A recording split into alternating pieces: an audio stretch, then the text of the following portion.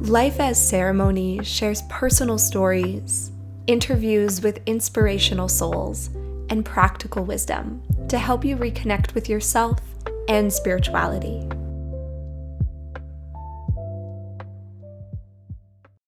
Welcome back to another episode of Life as Ceremony. Today we have Mikaela Millington joining us. She is a yoga teacher, entrepreneur, and the founder of Evolve Retreats. Hello.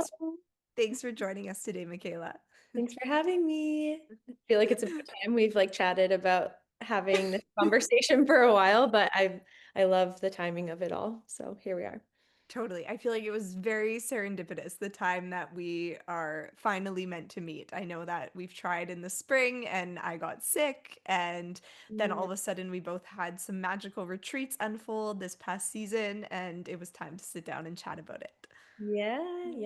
I can't wait to hear more about your retreat in the Yukon. I can't wait to hear more about all of your retreats all over the world, it seems. So I can't wait. Yeah. But let's start with some this or that or rapid fire. Are you ready? Give it to me. Okay, cozy night in or spontaneous adventure? Oh. Oh my gosh, I know I can't pick both, but I would pick both because that is literally the definition of me. I'm a Cancer, but I'm a Sag rising. So I have and I don't know a shit ton of astrology, but what I do know is, yeah, my Cancer self loves the cozy nights. I love cozy sweaters. I love warm meals and just taking things slow, but my Sag rising energy is adventure, go do it. YOLO, go Yeah. have a fun time. So I'm sorry, but I'm gonna have to pick both. Okay, Michaela, my sun sign is a Pisces, water, Oh, like your Cancer, and my rising is Sagittarius. whoa. I Okay. know. The minute you said that, I was like, this makes so much more sense. How have we not talked Makes a about our lot of signs sense. sooner? Yeah. Spirits. Sunrise or sunset? Mm, sunrise. Mhm. Dogs or cats? Dogs. Dogs. Dog. You have a sweet dog, Bella. How is Bella Bella? Boo. She's so good. She's so good. Yeah. She's in her teenage years, right? Like she's 3.5 human years. I'm not sure what that is, dog years, but um, she's become a little bit sassy but confident at the same time. And it's really funny to just witness these different characteristics about her. She's really, really cute. Always having to sing instead of talk, or always having to dance instead of walk? Dance.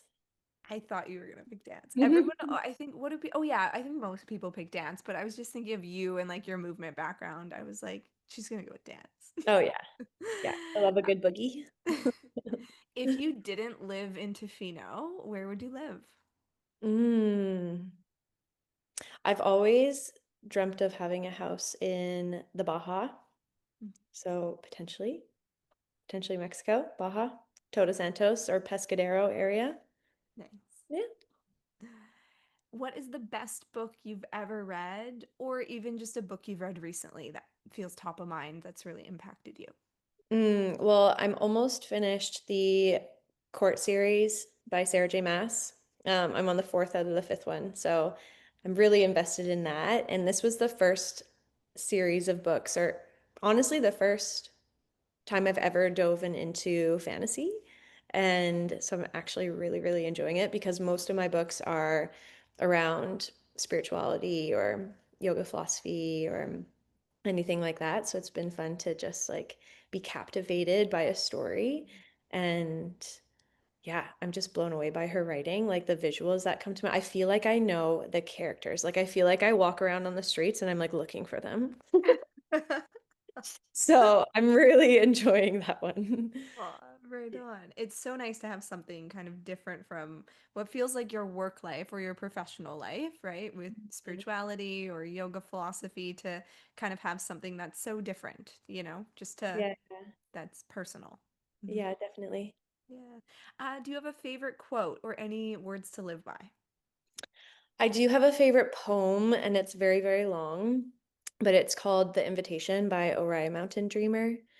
You should share it in your show notes. Okay, I Or will. anyone, grab a pen or type it in your notes right now. The Invitation by Oriah Mountain Dreamer. I actually share it on all of my retreats. It's usually one of the Oh, last poems I share in our final practice together, and it hits on so many levels.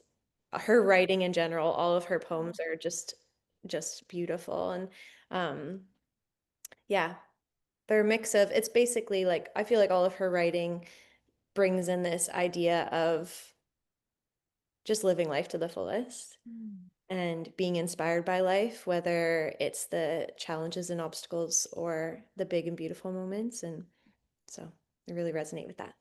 Oh, thank you. I'll have to look that one up as well. Yeah, yeah, Yeah. I like that one. So you recently ran a retreat in Tofino, where you live, but you've run lots of retreats all over the place, which I want to get into. But how was the most recent one in Tofino?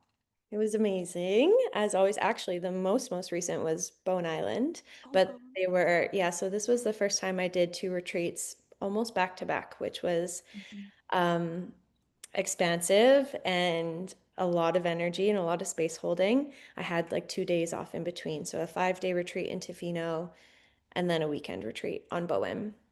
And I did a lot of like energetic prep for it because I knew that it would be big space holding. But yeah, both of them were incredible. It feels really special to host anywhere, really, but hosting in Tofino and having like been living here for the last 2.5 years, it just feels like showing people around my hometown in a way and invites um, this level of intimacy that feels really special. It is my smallest group retreat, just based off of like the venue that I host at here.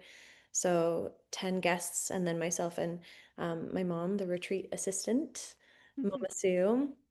And it feels perfect for this part of the world, right? Just like joining together, gathering in cozy cabins, the shoreline. I don't know if you've heard of that venue before, but right on the inlet, and using the main cabin as like our space for practice and group circles, but also it's where we gather for our meals, and so it just feels like a big family experience in a way.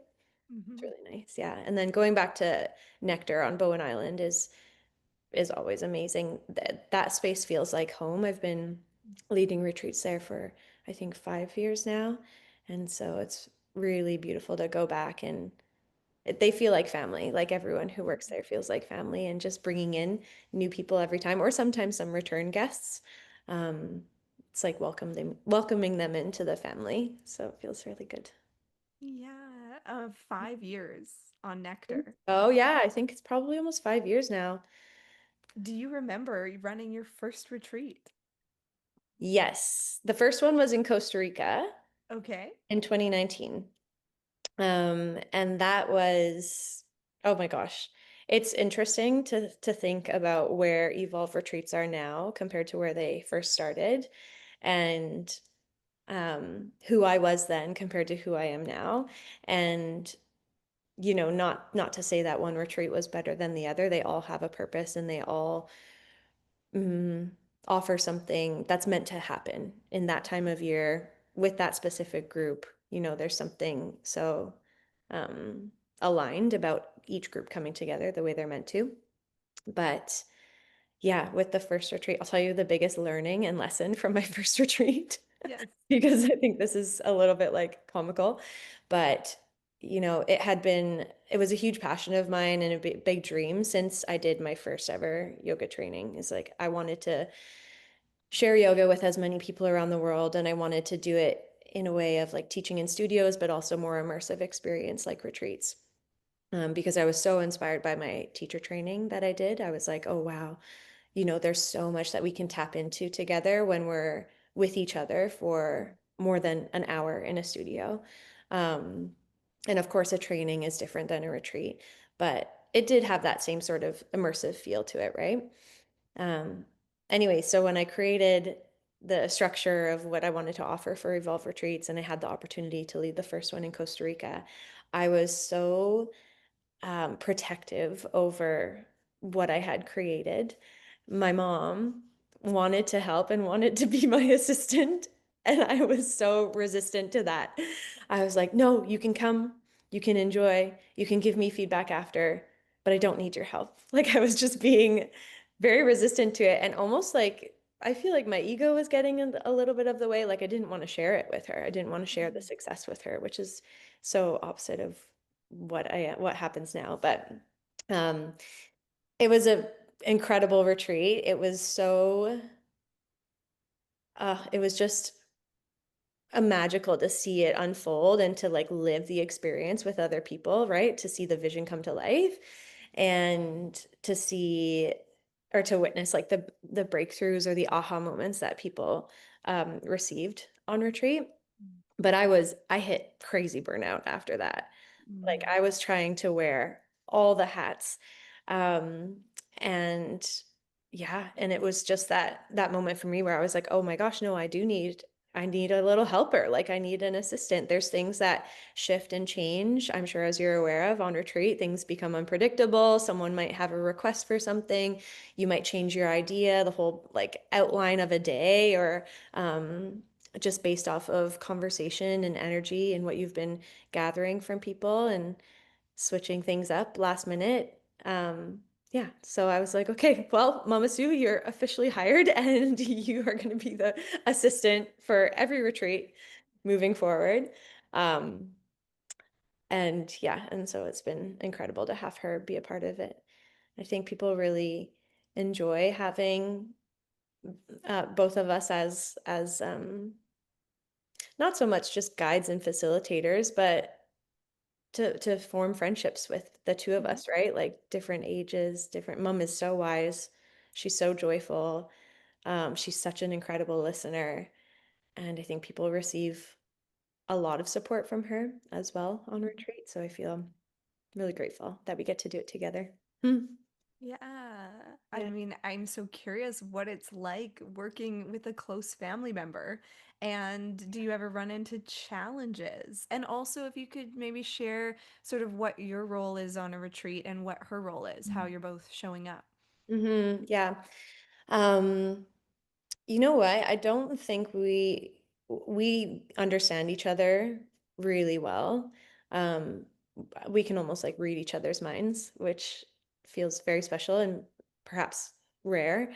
Um, and mom is very respectful of um, my vision and you know, she obviously offers feedback and input, but uh and I receive that too, but she lets me kind of make the calls on most of the things and well, pretty much all of them. But my role is the visionary, the creator, the teacher, facilitator, and of course the friend.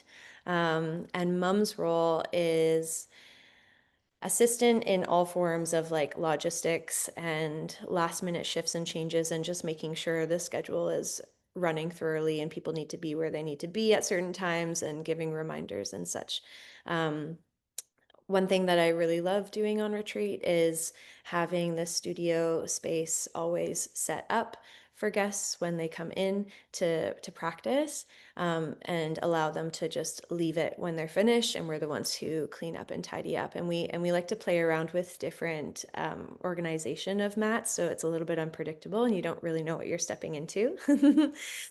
So mom is always like in and out of the studio 2 or 3 times a day, depending on well, there's always two practices, a morning and an evening, and then typically there's some sort of gathering for Sacred Soul Circle, or there might be a workshop or an afternoon Pilates class or something like that. So she's always on top of that.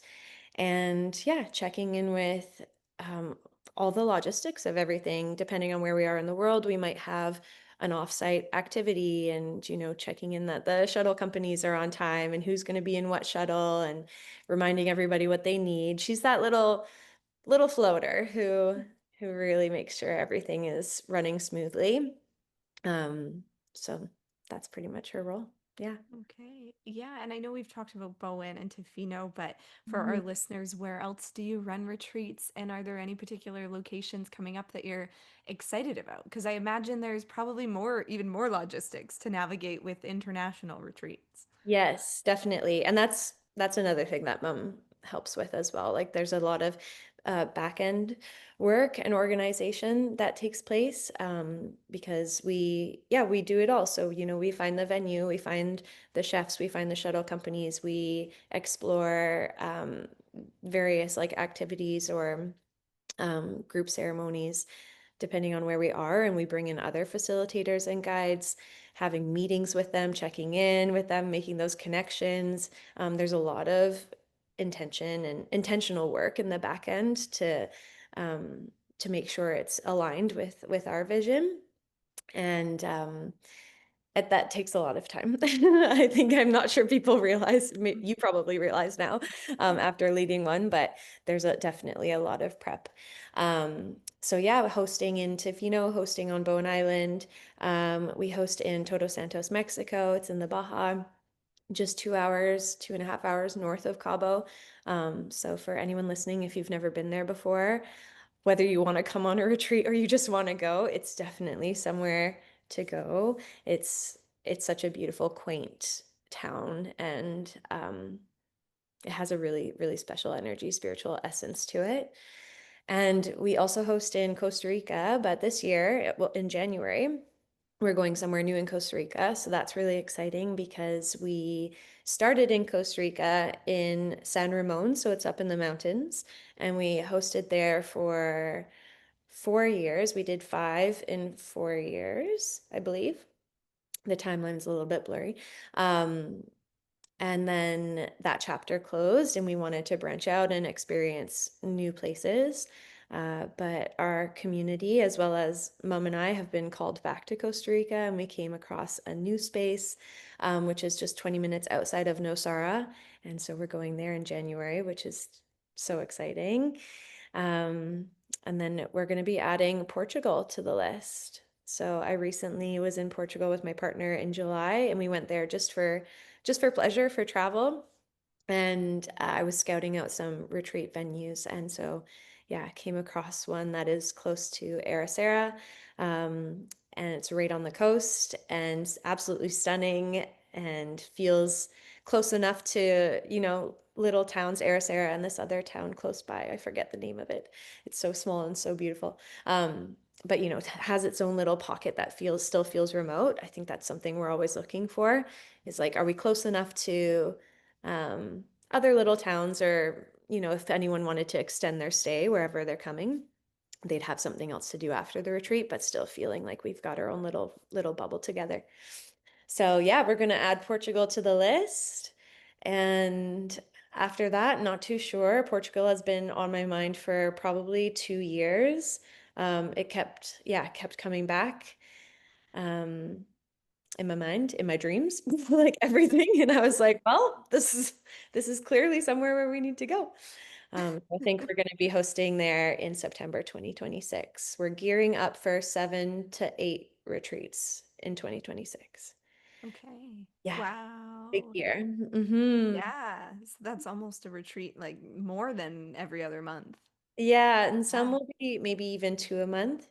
Okay. Like we might do two back to back in April in Tofino, Mhm. for example, or Bowen is, fairly close by, so doing a weekend one and another 5-day one. Um, and yeah, perhaps another smaller intimate retreat somewhere else on the island here. Um, and then Costa Rica and Mexico and Portugal. Amazing. I Yeah, love it. Which yeah. one? Now I'm like having FOMO, but also which one do I sign up for? Like, where do I want to go? There's so many to choose from. Yeah, it's so fun. And they're all like, it's just such a variety, right? Every Evolve retreat has, the a similar structure, in a sense, like a similar mission and Mhm. offering, but depending on where we are in the world and the length of the retreat will be different as to what you get to experience.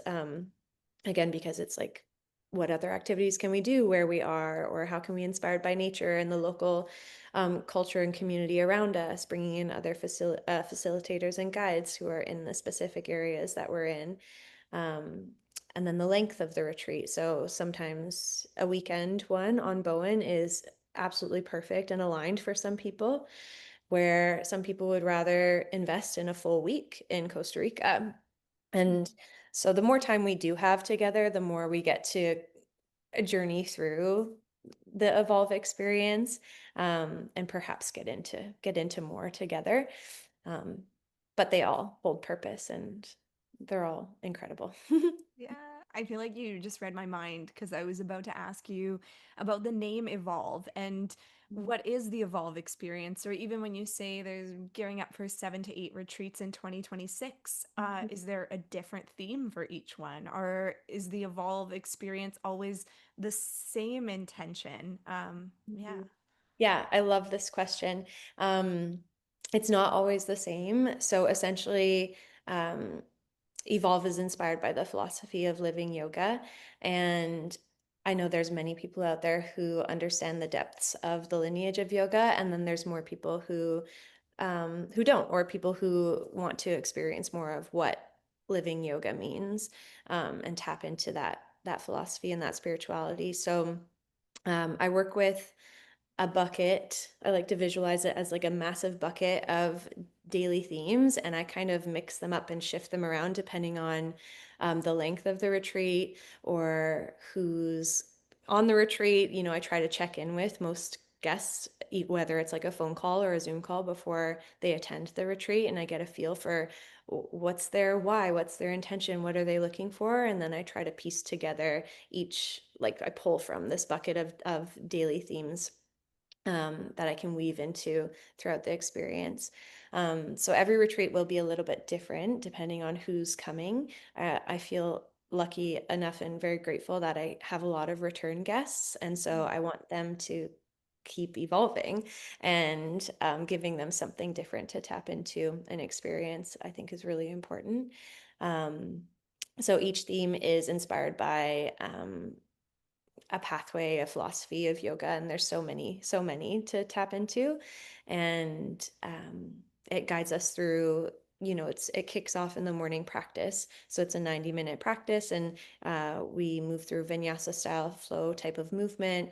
There's a decent amount of pranayama practice, breath and energy practice, as well as guided meditation and then guided journaling. And that sets the stage for the day. And then whatever unfolds throughout the rest of the day, that theme is kind of carried into it. So whether it's a workshop or a ceremony or an offsite activity or excursion, and then brought back into the evening practice.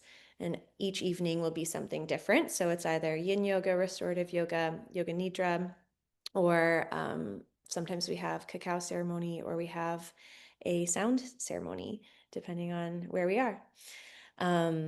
Yeah, and each day just sets the stage for the next day, and it feels like a bit of an intentional climb as we evolve and expand. And you know, I don't want to say tap into parts of ourselves we haven't seen or met before, but more or less um, remember parts of ourselves that we may have pushed aside or forgotten or haven't connected with in a while. And I do really find that yoga paves the way for that and gives us space for us to come back home, to come back to that space. Um, so it's what I'm truly inspired by, and that's how I like to guide and how I like to teach. Um, and so far, it seems to resonate with many people. So I'm really grateful for that. Um, but yeah, I'll give you an example of maybe a couple of themes that I've worked with before. Um, one one theme that I've brought into probably 5 retreats now is the idea of samskaras, and so these are the imprints left on the subconscious mind. And a lot of us right away think of like, oh, perhaps like challenges or negative imprints or things that are stuck in our subconscious that we don't have control over to change, when really we do. We just need to kind of go there and be with it, and hold space for it. There's also, imprints or impressions left on your subconscious mind that do serve you and hold purpose. And so taking a look into that, and almost working with that theme of like shadow and light. Um, and yeah, what was I going to say with that one? And sometimes I bring in the theme with this. I tie in a little bit of like limiting beliefs and things that might be holding us back, things that are on the left on the subconscious mind that might be um, holding us back from our potential. So working with that theme is a pretty powerful one. Another favorite, another fan favorite, my one of my personal favorites is the inner childlike wonder and curiosity and play type of theme, and that practice is fun. It's goofy. It's expansive. It's like communicative. You're not always on your yoga mat type of thing. Maybe some partner experiences,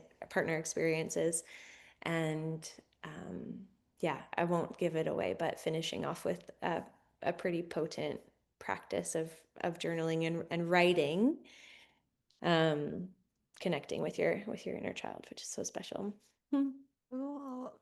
Pardon me. That yeah, that's so cool. I love how Evolve retreats you kind of tailor it to people who've signed up. Mm. You know, yeah, I think that's really just a cool and different way to do it. You know, I when I go on retreats, often I'm signing up based on the theme Mhm. rather than signing up for the retreat and then that theme, different themes kind of coming through on the retreat. Mhm. Or even the one I ran recently in the Yukon, the theme was around reconnecting with self. Mhm. And that was kind of the theme leading into it rather than the retreat and then the theme emerging. So I think it's really cool how you're doing things, I think, a little bit differently. That people sign up for Evolve retreats and have yet to know kind of what theme is going to emerge, but just trusting that they've signed up for the right one for them and that the themes will come through. And it sounds like, I mean, based on yoga and yoga tradition, and that's kind of where you're coming from with Mhm. it. Yeah, definitely. Yeah. Um, and it's interesting because I do get a lot of questions. Like, there's a lot of people who are like, okay, well, what's it like? Like, what do we do? What's a day in the life? And that's usually where I'm like, I'll send you a voice note, or we can hop on a phone call or a Zoom call, and I can tell you a little bit more of the day in the life of it. Um, but it's how I feel I work best is with that intuitive pull. And um, mind you, there's still that structure, right? Like I still have those those themes that I've worked with in the past, and I know what kind of um, extra activities, ceremonies, workshops, da da da, unfold best with those daily themes. It's just being flexible to kind of move and shift them around, reading the room, being like, oh, are we ready for this on this day? Maybe we need something more of this on this day first to kind of segue into whatever the next theme is that I'd love to share with others. Um, and I do, yeah, I think the one thing, with the word evolve retreats, again, it is that idea of forever evolving. Mm-hmm. And so I felt like it was really important to keep um, the retreat experiences a bit not open-ended, but you know what I mean? Like there's always option for things to kind of shift and change. And as I grow and change as an individual and as the teacher and the facilitator, um, I want that space to share more of what I'm learning. I want to keep growing with everyone too. Um, so that's that. Where do you like to go on retreats? I haven't been on a retreat in a while. The last few retreats I've done were day retreats. I did one here. I did another one in Squamish, and then I did a weekend retreat probably a few years ago in Whistler. But I've been looking into some more. The first, I want to do more training. I feel Mhm. like the training is never ending. And so I'm looking into some trainings in India for 2026. But yeah, I think it would be nice to go away and do a week retreat somewhere warm and sunny because I'm always like wanting to be in the sunshine in the wintertime. But the last day retreat that I did here in Tofino was really special. Um, it was um, it was led by a local teacher and her good pal, and yeah, the local teacher, her name is Heidi, and I really look up to her. She's so wise and truly special. and her friend has a large sweat hut in her backyard. She lives on one of the reserves here in Esawista, right beside Long Beach. And she opened up her home and her space to the group and led us through a beautiful sweat ceremony, bringing in the traditions from her culture and her community, but pairing it with traditions and lineage of yoga because she's also very dedicated to her yoga practice. So having Heidi and her kind of bring in this hybrid mix of all of that was really potent and powerful. And that was really special. And then we did 2 rounds of grandfather stones in the sweat and then ran into the ocean in between and had circle share before and after and shared meals together. And it was lovely. Amazing. And this was the day retreat you went on? Yes. Yes. Okay. Okay. Yeah. Very Yeah. cool. Yeah. So that was the most recent one. Yeah. And what was her name? Heidi and And Leah. Leah. Hmm. Leah. Yeah. Yeah. And Mhm. even just hearing you talk about other people or the way you looked up to Heidi and she's so wise, who are some other teachers in your life who you enjoy learning from, or maybe you have a teacher kind of that you want to work with in person or visit them one day? Hmm. Yeah. Oh gosh, there's so many. Um, and I honestly feel like I don't have a favorite. I really enjoy going to class and learning from all different teachers. I feel like everyone has something to share and offer, and everyone, in a way, can act as your mirror and show you something that you needed to be reminded of, or maybe give you a different perspective on something. Um, but yeah, many of the teachers here at the local studio in Tofino are amazing and incredible. Um, I've always looked up to Ariel Swan in Vancouver, and her and I have a close relationship working together at Jaybird. And I love her vision and what she's been creating alongside Barbie Bent. Um, I would love to go on a retreat experience with Ali Maz. I've been following her for a while. I've taken part in many of her virtual moon ceremonies and met like some other of her virtual offerings, but I haven't met her in person yet. So I would love to be in her space. And yeah, my other teacher, who I did my first 250-hour training with, and then I did additional yin training, and I also supported a 200-hour training with her, was Avani Gilbert, and she was in Costa Rica at the time, but she's now living in Maine, I believe, in the US. Um, Mm. and so, yeah, she's moved her offerings more to online, but I learned so much from her, um, and continue to do so. And she's fabulous. Oh gosh, I don't even know. I'm like, there's so many amazing teachers out there.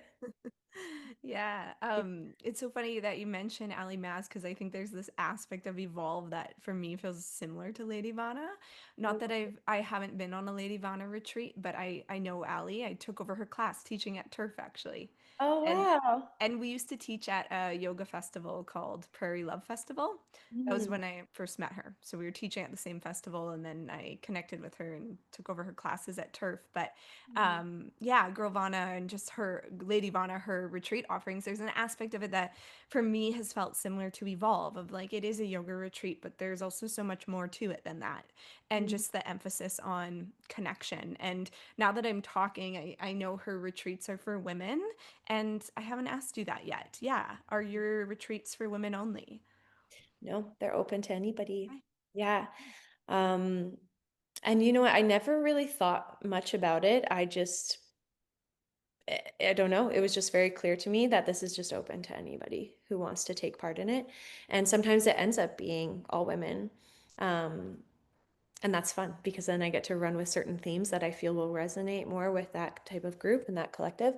Um, and to the men who have come on Evolve retreats, like round of applause because Yeah.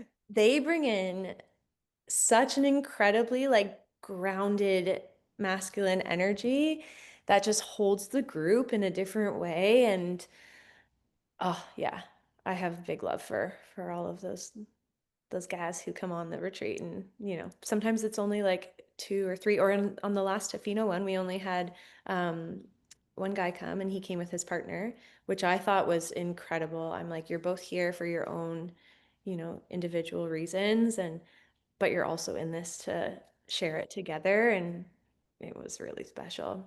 Yeah. Amazing. Yeah. Yeah. Round of applause to those men. I know. I know. Yeah. Yeah. Yeah. Their takeaways are sometimes just a little bit different in a way, but Mhm. at the same time, maybe not. Yeah.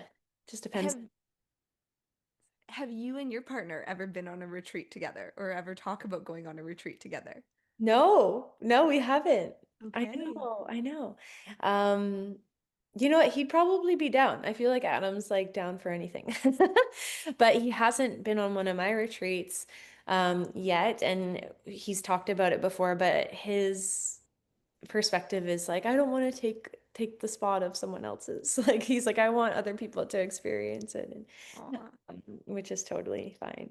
But yeah, maybe we'll do one together one day. He's done his 200-hour training, um, and yeah, really resonates with yoga and the teachings and the principles behind it. So I wouldn't be surprised if we ended up on a retreat one day together.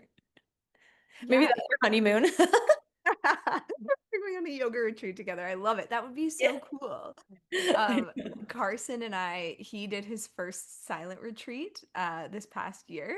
Right. And Yeah. I've been going on them for a while and he's been curious about them. So he started with a weekend retreat. And I ended up going with him. Like we signed up separately because I didn't think he was gonna sign up. I thought I was like, okay, yeah, sure. And then he told me and I was like, well, like I want to go. And he was like, yeah, totally. Like, because I did want to respect, his experience. It was his first one. And I was like, and it's a silent retreat. So to go with someone who regardless if it's silent or not, it's a totally different retreat experience when you go alone versus if you go with someone. Mhm. So I asked him, and he was totally fine if I went. And we had a really wonderful experience attending together. And it was the first time I had ever gone on a silent retreat with someone I know, period. Like I go on a lot of retreats just by myself. Mhm. And what a different experience it was to like have your man there. And it Yeah. was so Yeah. funny. Yeah. Um, I love that. A silent retreat is on my list. Yeah. My Okay. list. Yeah. Did you do a Vipassana, a 10-day or a five? I know there's some 5-day Yeah. options out there as well. I've done 5 and 7, a few different ones in different places. Yeah. Hmm. Yeah. Did Yeah. you have similar takeaways or from them all? Have you done two or They're three? all different. Yeah. Like Yeah. I find they're all different. And I mean, a takeaway, it's all based on, what you're going through at that point in your life. It's not necessarily even like I find the takeaways are so internal. It's not always the teacher or the land or the place. It is Mm-hmm. what is coming through to you, especially on a silent retreat. Like people hold the space with the bell and you're fed food and there's a place to sit, but you're in silent meditation for eight Hmm. plus hours a day. You just alternate between sitting and walking. So Yeah. any sort of takeaway, if you will, like comes from within of just sitting with self for Yeah. that extended period of time. Hmm. Hmm. Yeah. Nice. Did you offer now here I am asking you questions. I know. I'm like, okay, wait, give it back to me now. I have more questions about Adam. No, I'm just kidding. Go ahead. Did you offer an element or practice of silence on the Yukon retreat? No, not really. No, I don't think that my path is to offer silent retreats. I love attending them and experiencing them, Mm-hmm. but in terms of, and that's, I guess, more of my personal life, whereas my professional life, if you will, I think is meant to be so different in terms of what I offer. Mm-hmm. Yeah, I like yeah. that. But I did want to ask, so Adam's done his yoga teacher training. Mm-hmm. That Yeah. is so cool. He did it before we met. So he took a year to travel. and yeah, wanted to go to India, wanted to see and experience India, and then thought, well, I'm gonna do my yoga training in Goa because, like, why not? So yeah, Cool. he did his 200 hour. That would have been maybe 6 or 7 years ago now. Mhm. Yeah, no intention to teach. Mhm. Never wanted to teach coming out of it. Still doesn't want to teach, but just really wanted to, yeah, immerse himself in it. So that's cool. I know when Good. we first met and he told me that, I was like, ooh, green flag. It's like, this is really nice. Green flag. Oh, Yeah. that's so funny. Love it. Would you two ever facilitate together one day? Hmm. I don't think so. I think if I really wanted him to collaborate with me in some way, he would most likely be open to it, but he would probably let me take the lead. Yeah. I don't think he'd want to teach or hold the space in that way. Hmm. He's more of a deep listener and observer, Hmm. I feel like, when it comes to his practice. What's his astrology? He's a Cancer, that's all I know. What? Okay, well, we need to find out his birth time and then I if know, but his mom doesn't know. okay, so She's not 100% sure, so yeah, I need to look into it. I just got my partner's birth time this summer Yeah. or fall for the we've been together for over 8 years and I've asked for it so many times and I finally was Good. like, okay, like if you don't locate the baby book, tell me where it is because I'm gonna go through storage and find this. So yeah, eight Was years. it like shocking? Was anything like interesting or Well, I was so convinced, and you know a bit about Carson, and I'm sure some listeners do too. I for sure thought his rising sign, because your rising sign is often what you present as, you know, Mhm. and I think for me and you, this makes a lot more sense of why we are Sagittarius rising, because, you know, people often think we're extroverted, but we're really not. We're Like, not. we're We're not. Like, you know, no. people think we're like, yeah, goofy and extroverted. I am goofy. We are goofy, but we also like to hermit, okay?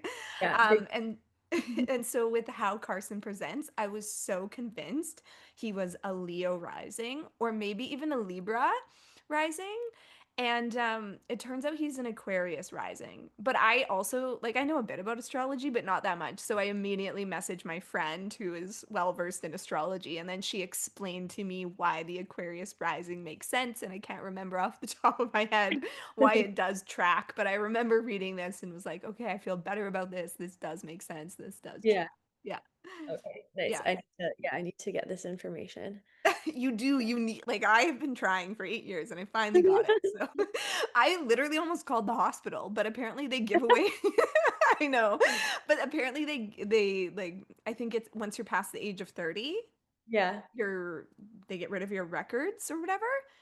Or I can't remember if it was 30 or 35. But yeah, my friend, the one who's into astrology, also knows this. And she was like, call the hospital. And I was like, this is brilliant. And then she's like, wait, wait, how old is he? And she's like, yeah, they're gone. And I was like, damn it. But yeah, and Carson's moon is Sagittarius. So I just feel like Mm, it makes sense. Yeah. yeah. Anyways, okay, if you ever find out his astrology, text me. I will. I will. Yeah. I'll do a double check today or at some point. Yeah, don't give up on it, okay? Yeah. Yeah. Okay. What advice would you offer someone who's attending their first retreat ever? Because I imagine you have attended retreats as, you know, you probably remember your first time. And also I imagine through Evolve retreats, you get a lot of people and this is their first retreat ever. What do you want them to know? Yeah, I think, well, many things, but I mean, my hope is that there might be a time where we can connect before you make the commitment of coming on a retreat, unless you're just this silent like creeper in the background and you know all about Evolve retreats and you've seen me share and you just have a strong idea of what I'm offering, or what someone else is offering. But I do think it's important to know your guide, as best as you can. Maybe, yeah, have the conversation with them or see if there's um, any way that you can practice with them. I just had a guest actually come on the Bowen retreat, the last one we did, and she's like, "Yeah, I've been doing your YouTube videos. Like, I needed to see what your style of teaching was like before committing to your retreat." And I'm like, "Perfect. That's why the YouTube is there." um, or again, maybe it's just a conversation, right? Getting to connect and learn more about like the mission and the why, the values of Evolve Retreat or any retreat again in general. I think it is important to ask yourself, why? Why am I doing a retreat? What's my intention behind it? Um, Not having like a hard expectation for it, but just, what would I like to receive? What am I open to?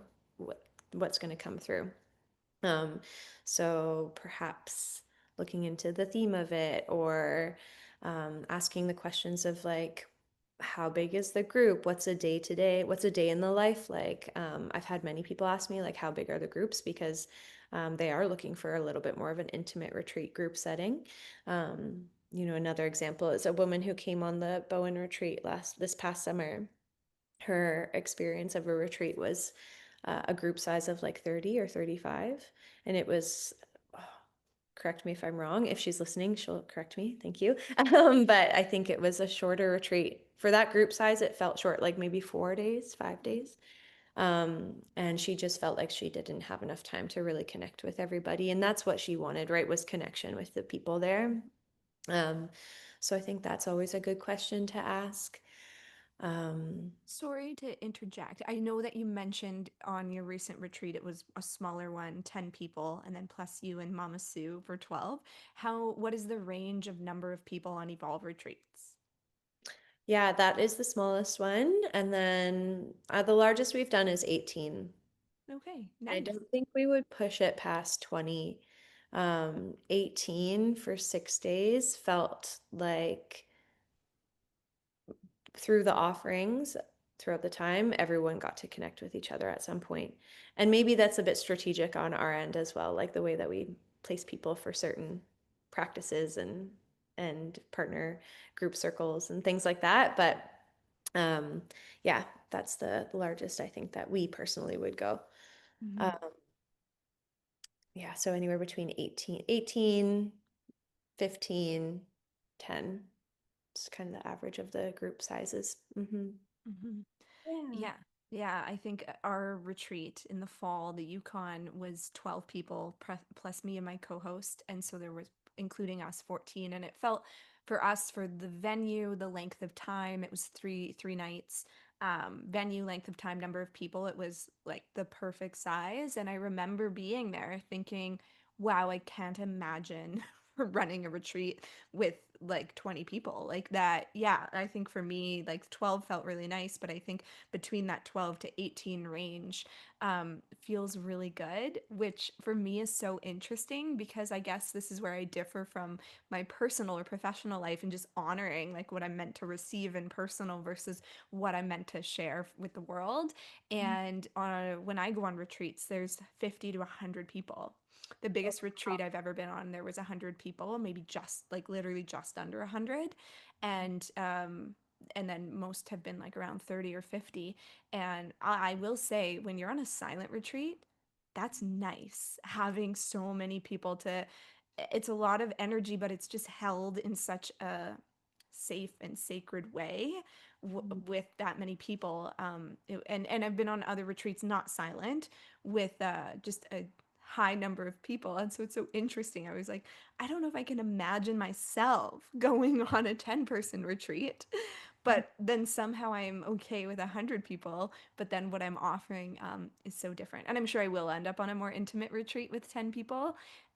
But yeah, I just thought that was so interesting, the personal versus professional. And I just want to say, I think you're sharing such incredible guidance for anyone considering any kind of retreat.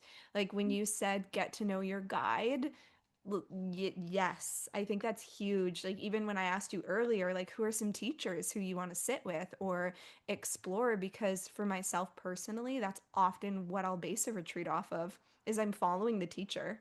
I don't Mm, really, I'm not, the priority for me isn't always the place or the center, but it is who is that teacher, where will they be, and what are they going to be sharing? And that can sometimes be priority for me. Other people, there might be like a particular venue that feels like a priority. So I just love what you said about getting to know your guide, because especially on a smaller retreat too, you're going to be sharing intimate space with that person for, you know, mhm. 3, 5, 10 days, whatever, 7, 10 days, whatever it might be. And so get to know them, even if it's, I love that that's why your YouTube channel exists. And I'm sure it brings you a lot more peace and a lot more confidence knowing that people are coming and they're familiar with who you are, what you offer, and they're just excited to experience that in person. Mm, And I also love what you shared about, telling people to ask, like, what's the number of people who are gonna be on that retreat, you know? Um, a friend of mine went on a retreat and she was expecting a smaller number, and then there were 75 people. ooh, yeah. And it was a fine and it was an amazing experience, but she just realized in that moment of like, whoa, I had an expectation. And what I'm experiencing is different from that. So just moving with awareness with the retreats that you sign up for, because the smaller number, like, they all have different benefits. And I think for people who are seeking that community and connection, which is what for me at this time in my life I feel like I'm meant to host or facilitate. But and you mentioned this one guest who, with 30, 35 people, just there wasn't quite enough time to connect with everyone, and that was something that they were really looking for. So I just wanted to say I thought you offered really solid guidance and advice for anyone considering any kind of retreat. Thank you. Yeah, and I think like doing a deep dive into what the offerings are. Mm-hmm. It's not available on a website or social media, just ask the questions. Um, because that could be really telling as well, like a bit of like an insight as to the connections that could be made, right? If it's um, a retreat where it's maybe simply movement and adventure, then Mm-hmm. if that's what you're looking for, then that might be super aligned and great. But there might be some other retreats where it's like, yeah, there's a dedicated practice with a theme, and that theme gets carried throughout the day, or you end up in a group circle share at some point, and then you're doing a temazcal ceremony together. Like these are pretty obvious examples of ways that people will come together and connect through circle, through ceremony, through shared practice. Um, and yeah, I think I think that's what I would say.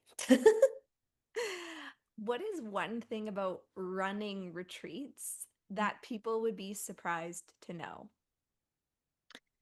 Hmm, that's a good question. Hmm, I mean, I kind of touched on this already, but maybe they'd be surprised to know actually how many hours of energy and work and intention is put into it. Um, yeah, I can only speak from my experience. I mean, I've talked to a lot of other retreat leaders as well, and it seems pretty similar, but the process for me starts like 9 months before the retreat, right? Sometimes even more. Mhm. So there's just a lot of planning, and then you just get to a point where you're like, I've done as much planning as I can do, and then the rest just needs to unfold as it's meant to. Or like I do, I go into the first night and it's opening circle and everyone's coming together and we're connecting with each other, and then there's prompted like partner work, and then I'm just witnessing all of this in front of me, and I'm like, okay, and we're switching the path. Like tomorrow's going to be a different theme and from what I thought was going to happen based off of conversation and shares and whatnot. Um, but but yeah, I think the time and energy and effort put into the retreat process, they might be Mhm. surprised. Um, anything else? I'm not too sure.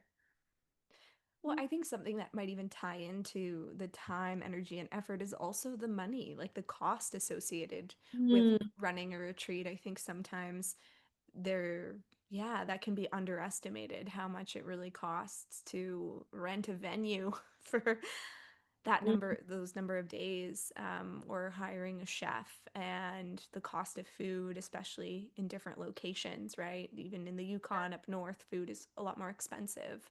Mhm. And yeah, but I feel like that ties in with, the time that goes into it as well, I think. Yeah. Mhm. Yeah.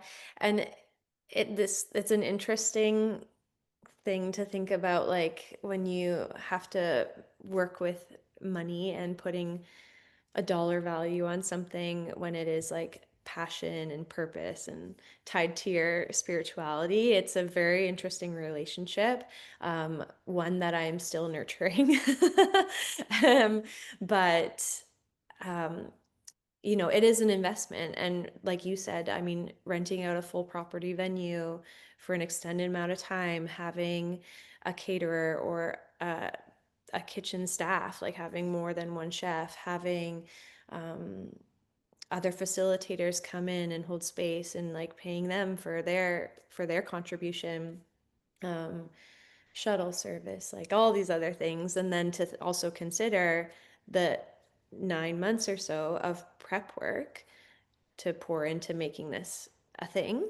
Um, Maybe that doesn't come as a surprise, but maybe for some listeners, they might be like, oh, yeah, okay, that totally makes sense. Because sometimes you look at the cost of a retreat and you're like, ooh, not cheap. Mm-hmm. Maybe like, maybe for some, maybe like pretty expensive. For some, maybe like, okay, that's what I was kind of thinking. But yeah, there's definitely a lot that goes into it. Um, it holds a lot of value. Mm-hmm. Yeah, just speaking to the value, or even if we ever are caught off guard of noticing maybe something seems more expensive, right? And I just want Mhm. to use the example of a weekend long retreat can truly be transformational, and it might be what you spend on therapy in a year. Yeah. But what you might receive in that weekend is so potent and so transformational that it's sometimes you can't correlate like the time with money, because it's just this value of an experience that is so immersive and in depth and transformational that I my invitation is to look at it in a less linear way, Hmm. because I think that often on retreats people receive something that is invaluable, and I hope they do. I hope whatever retreat anyone signs up for, that they receive something that feels, invaluable in that way. Yeah. It definitely it leaves a lasting impact. Mm-hmm. Yeah, Mm-hmm. and that's something that yeah, you can carry with you Yeah. or hopefully forever. A couple final few questions for you. One, I'm curious, what, if you have examples, what has been the biggest challenge you've ever faced on a retreat? Um, and what is your favorite part about running Evolve retreats? Hmm. Biggest challenge. Hmm. It's more of a personal challenge. Mm. Maybe that's why you're asking it, but I'm like thinking about like logistic challenges, but then I went to a place of like, oh, what's something that I've found challenging before? Um, and coming in with a plan and with this just immense gratitude for holding the space for people. I want it to be exactly what they want it to be for themselves, right? Like, so sometimes I can get, or in the past, I found myself to get caught up in this like expectation that I have on myself to make it a incredible experience for them, and have been challenged with um, trying to like almost making assumptions, right? Based off of, oh, is this person seems a bit more just getting in my head. I've been in my head before on retreats, and I think that's very normal and human. But as the main facilitator and guide and holding the space of the container for 3 days to 7 days, um, I'm constantly like reading the room, but I'm also trying to balance out this being completely present with everybody. And I've been caught up in my head before of making the assumption that, this person's been super quiet, or why are they taking more downtime? Are they okay? Like, how should I navigate this? Um, and really trying to step back and let it be the experience that is meant for them, um, and trust that I've, given enough opportunity, or um, just opened up space for people to know that they can come to me if they need anything, that I'm not just the teacher, and I'm actually here as a friend as well. But yeah, I've definitely had some situations where I've, just been in my head with making those assumptions before, and had to just like reel it back in. And I'm like, okay, Mikaela, you're gonna go somewhere quiet for an hour, and you're gonna breathe and meditate and do your own journaling to just get back on track. Um, so yeah, balancing that out. That's been a challenge in the past. Um, Maybe on 2 retreats, I've had situations like that where I've just been in my head a bit. And what was the other question? What's the best part about running Evolve retreats? What's your favorite part? Um, so many, so many favorite parts. I think I'm just constantly in awe and inspired by everyone's story, and everyone has a way that they can relate to each other, and each person is each other's teacher in a way. Like, we all just become so close so quickly, and it feels like such a safe space to be fully seen and celebrated in who you are. um it feels like you've just come together with a group of long lost friends, where you're like, where have you been all my life? Right. Yeah, this like true Mhm. safety net that feels like it's there on every retreat. um yeah, people get really vulnerable and really real, and it just creates um this space where it feels welcoming to do the same, to take the mask off, or to share what's been on your heart. Yeah, maybe to share some like big dreams that you haven't shared with anyone else. Speak it into existence, or yeah. Yeah, So I think amazing. it's the collective, right? It's like, that's what it's all about. It's about coming together with like-hearted people and individuals who share similar values, and really want to make the most of their life, and explore how yoga supports that and supports the evolution of you. And when we're all on that similar page, completely like open to learning and to letting it unfold, then yeah, big things naturally happen. Right. So I know you get it. No, I love it. I love hearing you share that. I think, yeah, it's so important. And I think when we're immersed in that in-person connection and community, it's really honestly hard to explain what unfolds. You got to just go live it and experience it.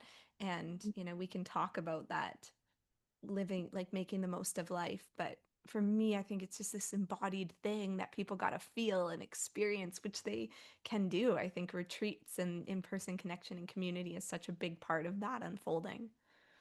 Yeah, yeah. And shared practice or shared ritual over time feels really special, Hmm. right? Like, whether you've been to, yeah, whether you've been to like a class in a studio, or a group ceremony, or a group circle of some sort, and let's say it was an hour or 2 hours, and you felt that, you could feel the energy of the group, at how it was just a supportive bubble, and a space that felt safe and inspiring, and where you're like, oh my God, these are my people. But then, and it might have been an amazing experience, but maybe it was just 2 hours, right? So imagine that extended over days, right? It's like, yeah, it's real. It's the little things too. Seeing people show up every morning to the yoga shala. It's a silent practice of, yeah, showing up on your mat in silence. That silence is carried into breakfast. Um, Anyways, but seeing them arrive on their mat, and they're just like smiling at one another, and then they drop in and they're in their own experience and their own practice, but really sharing that collective energy. It's very obvious for me to see it from the outside, and it's really potent. It's so special. Mm-hmm. Yeah. When you were sharing your personal challenge of, sometimes getting in your own head about people's experiences, I just thought that was so relatable for anyone listening about anything in Okay, life, good. not even retreat experiences. Yeah. And it actually it's funny that you share that because that happened on the retreat. Not the silent retreat with my husband and also the fall Yukon retreat. And I shared this story with people on the fall Yukon retreat. And it was when me and my husband were on that weekend silent retreat. You're not allowed to talk to people, you're not allowed to look at people. Like it is true, like inward gaze silent. And I would come back to my mat and he would leave a daisy there for me or a seashell, or we'd be outside in silent walking meditation and I would look up and he'd be between the trees looking for me. And I'm like, what are you doing? Like, we're in silent practice right now. And there was this one moment where we were walking from lunch to meditation and I saw him, like, we weren't together the whole time. And he looked at me and I knew it was an invitation to go on the swings. And so I went on the swings and my like first reaction was worried about other people's experiences on this silent retreat of like, is this being disrespectful to their experience? And then the wisdom that presented itself to me was that I'm not fully responsible for other people's experiences. If they're triggered that me and my partner are having this moment together on the swings in silence, but if someone's triggered by that, if someone's like, oh, this couple isn't following the rules, like that's their medicine, that's their practice, that is for them to turn towards and look at. And, so hosting this retreat in the fall, it sounds like similar to you. I put a lot of pressure on myself for people to have a really magical and transformational experience. And then I was Mhm. like, you know what, Sam? Like, when you show up and do your job, like you can't really do much more than that. Yeah. And so if someone doesn't like that yoga class that you taught that morning or didn't have a good experience with it or whatever else it might be, that's really not on me and that's not my responsibility. And I can just show up and be myself and do the best that I can, but I'm not. And yeah, anyways, it brought a lot up for me around where's this line for what we are responsible for versus what we're not. Even on that silent retreat with my husband, for the swings, I was kind of like, you know what, if someone's triggered by this, that's really not my problem. But then also, you're on a silent retreat. If I were to tap someone on the shoulder and be like, hey, hey, like that is crossing that line. That is disrespectful. That is, impacting their experience. So, where is this line between what we're responsible for and what we're not? And just to finish on the silent retreat with my husband, I shared with the facilitator once it was over that yeah, that was just some like wisdom or a takeaway, if you will, that presented itself to me. And she goes, that was my favorite part of the retreat, seeing you and your husband on the swings. She was like, the joy, the play, she's like, what that brought up in me, she was like, that was my favorite part of the whole retreat. And she's like, to think that you for a second thought, oh no, am I being disrespectful? She's like, I looked at that with so much joy and it was my favorite part. So we also don't know like how people are gonna experience or perceive what we're doing. And I think we just have to show up with that authenticity and when we're facilitating or holding space, like show up and do your job to the best that you can, but then let go of the rest. Yeah, just trust, definitely. Yeah. And it's funny that that was the yeah, that this other was it the facilitator you said? Yeah.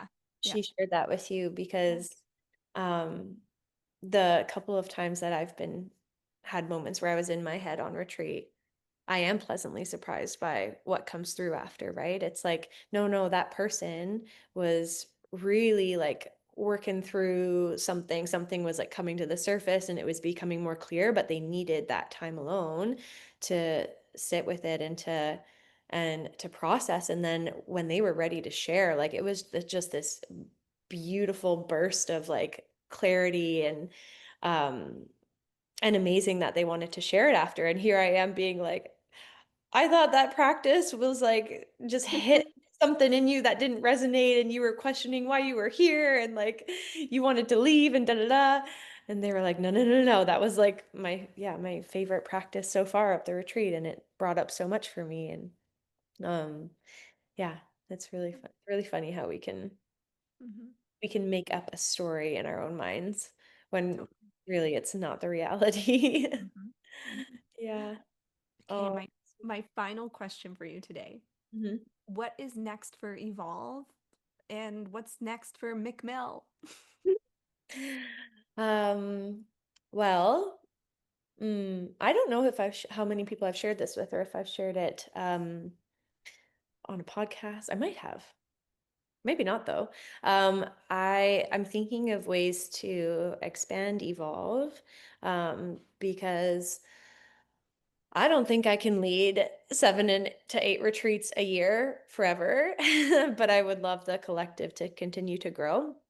And so I'm thinking of ways to expand it and to share it. And that might look like bringing on other teachers and guides to lead the type of experience that I lead.